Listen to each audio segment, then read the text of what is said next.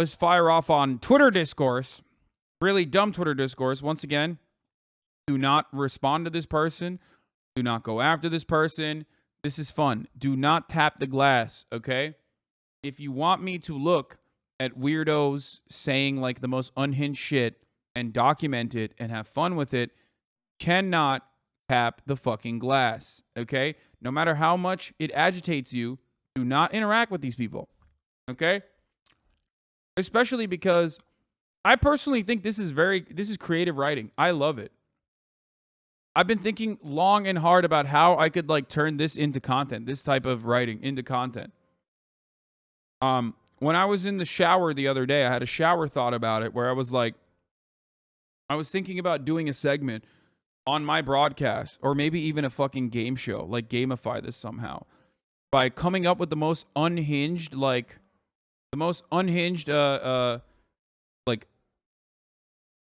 quote unquote woke takes that are just truly insane. How could we do it? One of the ideas I came up with was that time travel shows are inherently anti-POC because people of color would not be able to survive, and it's like white people shit for the most part because people of color were like, you know, attacked back in the day. So time travel shows should be canceled. That's what I was thinking of. That's like a good one, I think, that you could, like, that's like, you know, things like that. I sometimes want to come up with like the most unhinged, like cancellation campaign. You know what I mean? Actually true? No, it is. Of course it's true. I know it's true, but like that doesn't change anything. You know what I mean? Like that's just like rad lib shit, but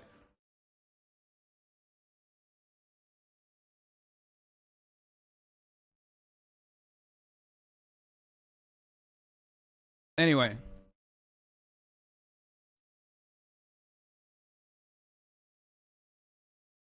Okay. Hating, disliking children is a form of ableism.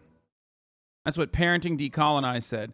So many of the reasons adults dislike kids are things they can't control because of their bodies and brains. They're new humans learning how to navigate the world, and instead of understanding, they get disdain. People showing up to be like, fuck them kids, give the same energy as racist to me. Weird to flex your bigotry so openly, and that shows you how normal it is for people to hate the most marginalized group of people amongst us. This literally is like, once again, another reason why anarchists should never have children. Okay? Anarchists should not be allowed to have children.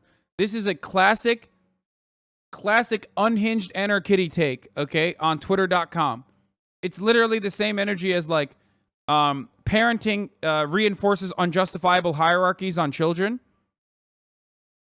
Parenting reinforces unjustifiable hierarchies on children, and it's a matter, it basically recreates a microcosm of the state apparatus, which is why we want to abolish it, which is why I allow my kid to literally touch open flames all the time and never wear clothes and never take a shower. Bedtime is oppression. No more bedtime for children. I see your perspective of my dislike of children is mostly driven by the impact on my disabilities. I know it's not their fault, but their proximity can cause severe discomfort, pain, and even... Oh, dude, this is also great because someone outwoke them. They outflanked them from the left. It's not their fault, but their proximity can cause severe discomfort, pain, and even risk life-threatening infections. So yeah, I've developed a dislike for being near. Understandable. Not wanting to be around them and not liking them for just existing isn't the same, in my opinion. I mean, this is just like... This is awesome. You're just like, you know, Twitter is a place where, like, you know, mental illness runs wild and creates beautiful content. And I think, not to get all fucking Foucault on your asses, but I think that we should allow that to happen. I like to look at not medicalizing mental illness, but instead seeing it as a fascinating phenomena. It means that someone has a colorful personality. You know what I mean? And I just wish other people could see it in the same way. You know, like the Village Idiot.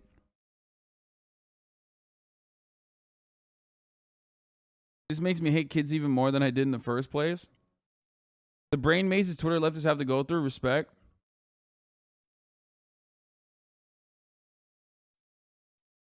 I just thought of a good one that I could see someone saying having a favorite color is actually ableist because some people are colorblind and can't enjoy the colors of the rainbow. That's a good one. The LGBT flag is actually ableist. Because someone who is colorblind would not be able to see some of the colors depending on how colorblind they are. Oh, that's good. See? It's awesome. That shit is great. I want to dedicate an entire fucking account to just like writing unhinged shit like that.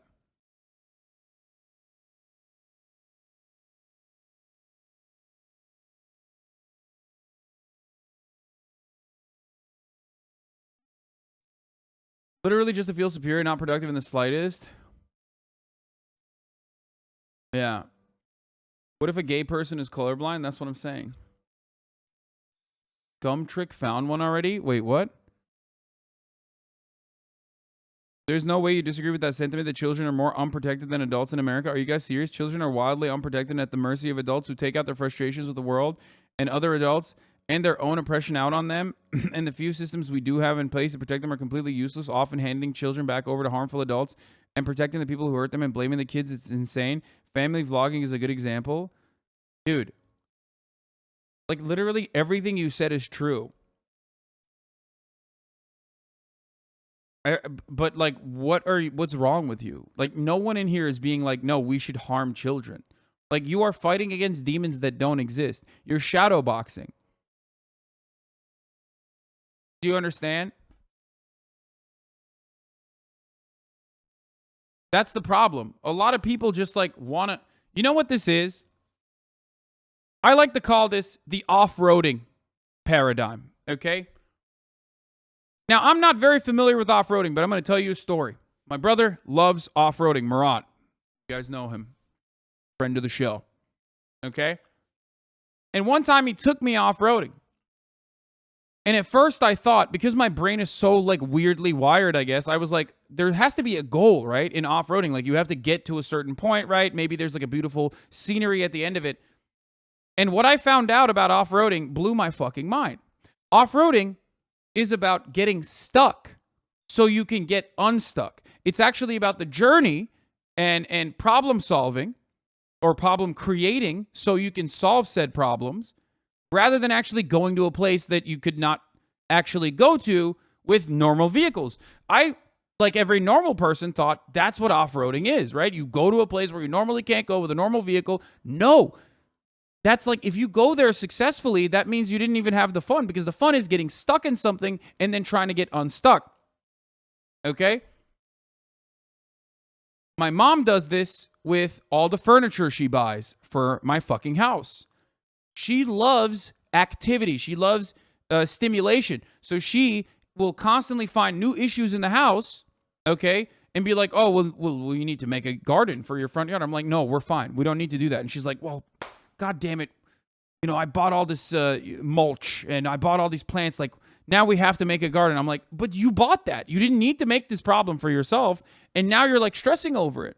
And I realize it's just like, it's a sequence of problem creating so you can solve it so you can feel better about it. And I think a lot of these Twitter leftists and a lot of people in general on Twitter especially, and like people like this, like to create or imagine new problems, okay, like minor ones, and make them gigantic, okay? Make them gigantic issues that need to be tackled and make like these, you know, moralistic, grandiose statements about how, like, you know, we need to abolish the unjustifiable structures within parenting. And they do it for fun. And if they're doing it for fun, then I'm all for it. Because I will look at it, I will enjoy it. I think that that's great creative writing. I'm a fan of that, okay? I'm fond of that. I think that writing is, like, usually very shit overall. But this is like funny and good, and it gives me joy to read such unhinged, wild takes. Okay?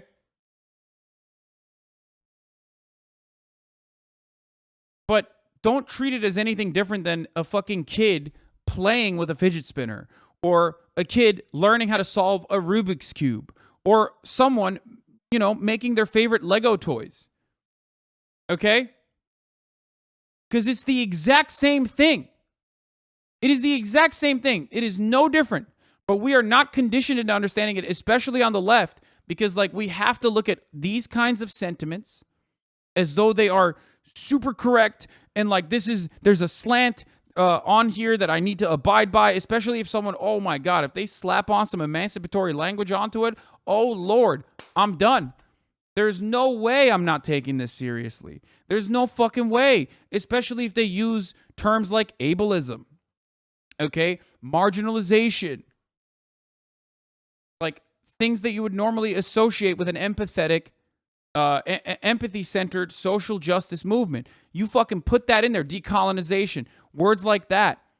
You slap that on, you're gonna get at least 10,000 fucking likes on your tweet, okay? If you use those buzzwords, okay, people are gonna be like, oh, this is standpoint theory. Oh, this is doing a bodies and spaces. This is doing this. This is doing that. Okay? And they're going to be like, yeah, I think that there is some truth to it. And oftentimes there is some truth to it.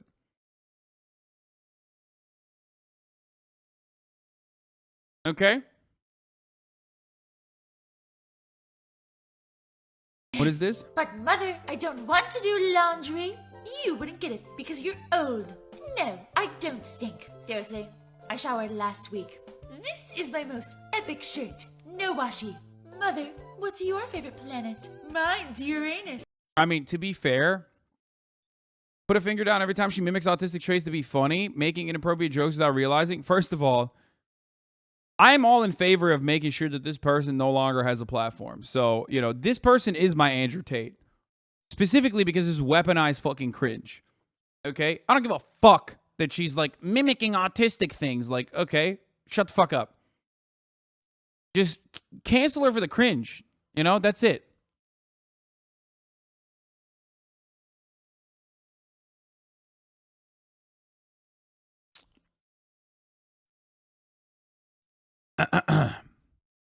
This person is trying to gerbil an empire herself. What? So TikTok about how saying you like a girl for her personality is ableist to people with personality disorder. It's great. Oh, that's so awesome. I love that.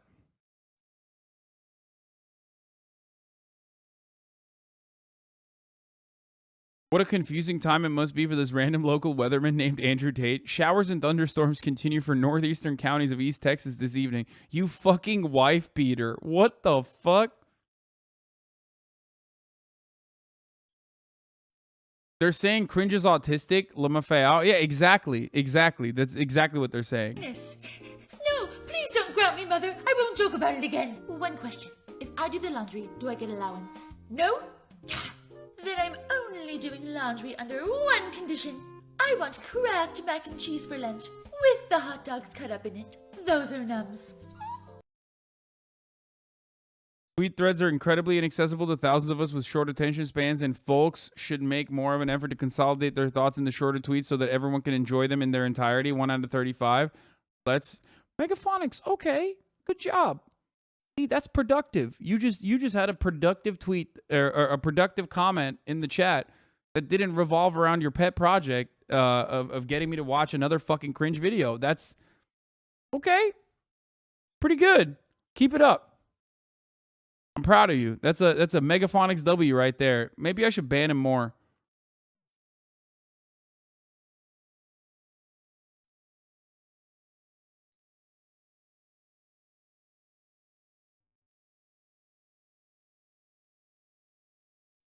Anyway, so Mike Malak on the deplatforming convo figured you would agree. I haven't said much, but I'll say this. Women are not your property, not your slaves, and you're not entitled to anything from them. Regardless of the profession, no one is pushing that antiquated narrative. You should be idly allowed to indoctrinate the youth. Take it from someone who spends the majority of their time around beautiful, talented women. This is not the way ever. No one wants to be demeaned, slapped around, or enslaved. And whether you support it or not, socials or privately owned platforms, they fully deserve that. What the fuck, dude? Dude, my man is... He's out in Greece right now, okay? He's out in Greece with a friend of the show, Jeff Wittek. Friend of the show, Mike Malak, is out there with Logan Paul and Jeb Wittek, and he's just fucking spitting, okay? He's spitting so fucking hard. There's floods happening, okay? There's floods happening in mainland Greece. Do you understand? Some of the islands have flooded so fucking hard from his spittle that they are no longer islands, okay? It's just a part of the water. God damn.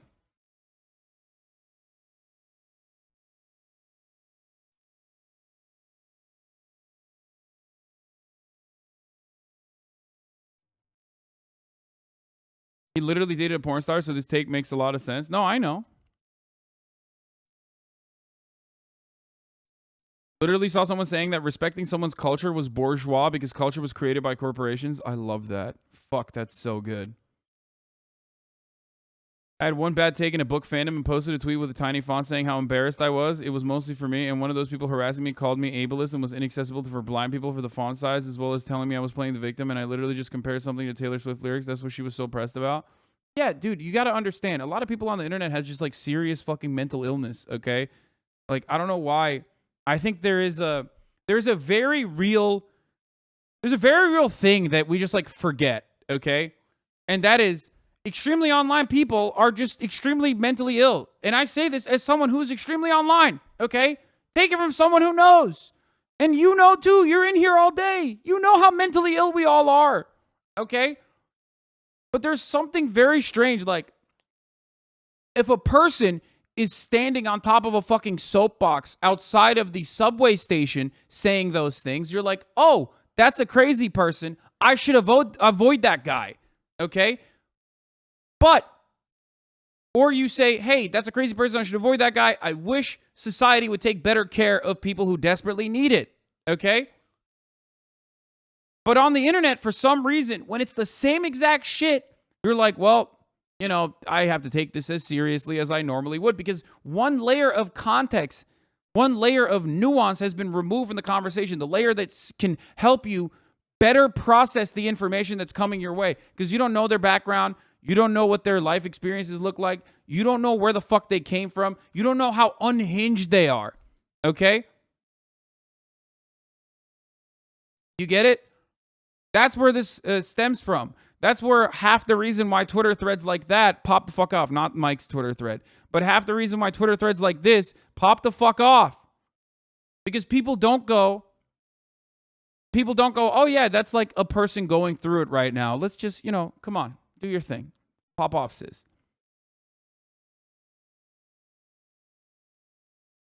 Okay?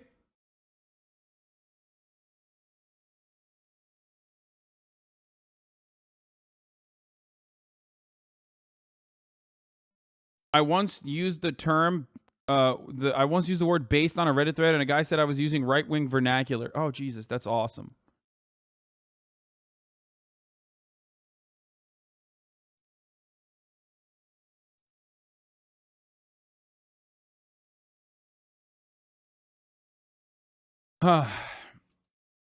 Anyway, urinals are misogynistic because they allow men to pee faster, which wakes women more late than men. I love that. That's a good one. Okay, I love that. Actually, kind of cool for the Twitter left when the guy from the Street Fight Radio went through it and everyone just kind of let it be. Yeah, exactly. Like he was having a mental breakdown, but that's also because like people know him. You know what I mean? People know him. People know him. Like they know his background. So that's a little bit different. It's not like just some random person that you encountered. The other 13, thank you for the 5. Get the subs. What is this? Tits or ass? I actually prefer personality. This is actually incredibly ableist. Some of us have personality disorders. You need to learn to appreciate my titties. Okay, that's a joke, man. That's literally a fucking joke. Come on. This is satire and funny, by the way.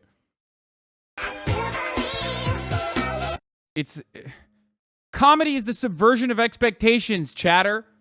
This is like a purple-haired SJW type person preferring misogyny over ableism. That's the joke. The joke itself. Oh my God, I really do be deconstructing jokes 98% of the time on this fucking broadcast. I hope it actually has like some kind of staying power. I hope it does actually genuinely change people's perspective a little bit. Which way, Western leftists? This, please, this. If you're a communist, oh yeah, we already fucking joked about this. The Twitter discourse compels me to remind you home cooking is regressive. Name be a line. I'm not even going to do it again. I have a Central Appalachian accent and folks still think I'm a chud and I was called a crypto fash based on only my accent. So yeah, that's fun. Like motherfuckers thought I was a fucking infiltrator. Yeah. More chronically online shit.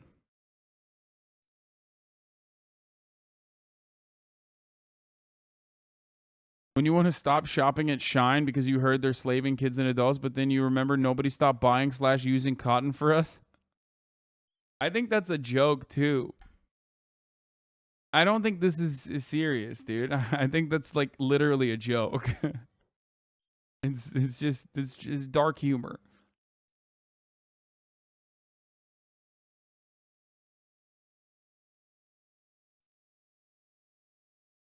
Anyway, we should talk about door designs. Some countries that favor short people over tall people, which makes tall people have to break their back. I agree.